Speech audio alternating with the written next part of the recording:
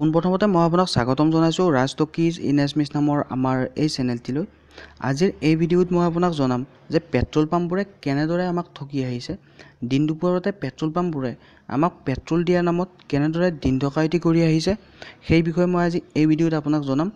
আৰু লগতে এই ভিডিঅ'ৰ শেষৰ ফালে মই আপোনাক জনাম কেইটামান টিপছ আপুনি কেনেদৰে এই দিন দুপৰতে ঠগ খোৱাৰ পৰা বাচি থাকিব পাৰে। সেই সকলো বিষয় সামৰি আজিৰ এই ভিডিঅ'টি বিশেষভাৱে আপোনালোক বুলি প্ৰস্তুত কৰি উলিওৱা হৈছে। আশা কৰোঁ আপোনালোকে এই ভিডিঅ'ৰ সম্পূৰ্ণ শেষলৈ উপভোগ কৰিব। এইখিনিতে আপোনালোকক জনাইছোঁ আপুনি যদি এতিয়াও আমাৰ চেনেল ছাবস্ক্ৰাইব কৰা নাই তেন্তে ছাবস্ক্ৰাইব কৰিবলৈ একেবাৰে নাপাহৰিব।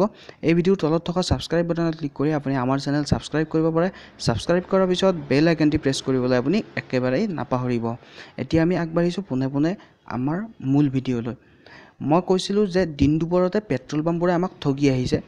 কেনেদৰে ঠগি আহিছে যে পেট্ৰল পাম্পবোৰত আজিকালি কিছুমান অত্যাধুনিক ইলেক্ট্ৰনিক চিপ ব্যৱহাৰ কৰা হয়, যিবোৰ চিপ প্ৰায় ৩,০০০ পৰা ৫,০০০ টকা দামত এতিয়া বিক্ৰী হৈ আছে গোটেই দেশত। আৰু এই চিপ ব্যৱহাৰ কৰাৰ ফলত কি হয় যে আপুনি যদি ১ লিটাৰ তেল ভৰাবলৈ যায় তেতিয়া আপুনি 5 to 10% আপুনি কমকৈ তেল লাভ কৰে। অৰ্থাৎ ১ লিটাৰ তেল ভৰাবলৈ গৈ আপুনি প্ৰায় 940 ml মান তেলহে আপুনি লাভ কৰিব পাৰে, যিবোৰ পেট্ৰল পাম্পত এই চিপ আচলতে ব্যৱহাৰ কৰা থাকে সেই পেট্ৰল পাম্পবোৰৰ পৰা। এই ঘটনা অলপতে উত্তৰ প্ৰদেশত পোহৰলৈ আহিছে। উত্তৰ প্ৰদেশৰ যি স্পেচিয়েল টাস্ক ফ'ৰ্চ আছে, স্পেচিয়েল টাস্ক ফ'ৰ্চৰ যি ৰেইড, সেই ৰেইডত 7টা পেট্ৰল পাম্প ইতিমধ্যে ধৰাত পৰিছে আৰু বন্ধ কৰি দিয়া হৈছে এনেধৰণৰ পেট্ৰল পাম্প। এনেধৰণৰ পেট্ৰল পাম্পবোৰে চিপ ব্যৱহাৰ কৰি 1 মাহত প্ৰায় 14 লাখ টকা গ্ৰাহকক ঠগি লাভ কৰি আছিলে। গ্ৰাহকক ঠগি তেওঁলোকে 14 লাখ টকা ইনকাম কৰি আছিলে চিপ ব্যৱহাৰ কৰি।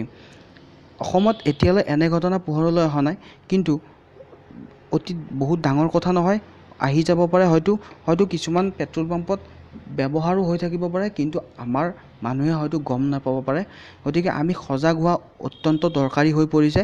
আপুনি যেতিয়া কোনো পেট্ৰল পাম্পত যায় তেতিয়া মই ভাবোঁ পেট্ৰল পাম্পত সদায় যদি আপুনি বেলেগ বেলেগ পেট্ৰল পাম্পত তেল ভৰায় তেনেহ'লে গাড়ীৰ মাইলেজটো আপুনি সদায় চাই থকাটো দৰকাৰ।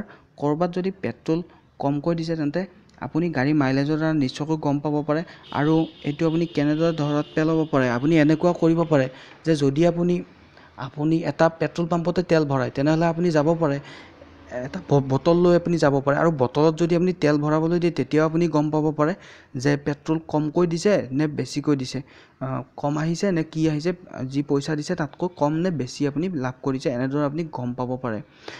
বেছিটো নিদিয়েই, গতিকে কমেই দিব যদি তেওঁলোকে ফ্ৰড কৰি আছে, গতিকে আপুনি তেনেদৰে ধৰাত পেলাব পাৰে। আনহাতে যেতিয়া আপুনি পেট্ৰল পাম্পত তেল ভৰাবলৈ যায় তেতিয়া আপুনি নিজৰ যি গাড়ী থাকে, নিজৰ বাইকে হওক নিজৰ কাৰে হওক, এটা নিৰ্দিষ্ট দূৰত্বত ৰখাটো দৰকাৰ। পাইপডাল সম্পূৰ্ণ ষ্ট্ৰেচ হ'বলৈ দিয়াটো দৰকাৰ, তেল যিডালেৰে দিয়া হয় সেই পাইপডাল, কিয়নো যেতিয়া পাইপডাল ষ্ট্ৰেচ হয় তেতিয়া গোটেইখিনি তেল অহাৰ চান্স থাকে। আপুনি নিশ্চয় দেখিছে যেতিয়া পানী যেতিয়া মটৰৰ যেতিয়া পাইপ ফিট কৰা হয় যেতিয়া পানী আহি থাকে পাইপেৰে, যদি বেণ্ড হৈ থাকে পাইপডাল তেনেহ'লে কিছু পানী তাত ৰৈ যোৱা আপুনি নিশ্চয় দেখিবলৈ পাইছে।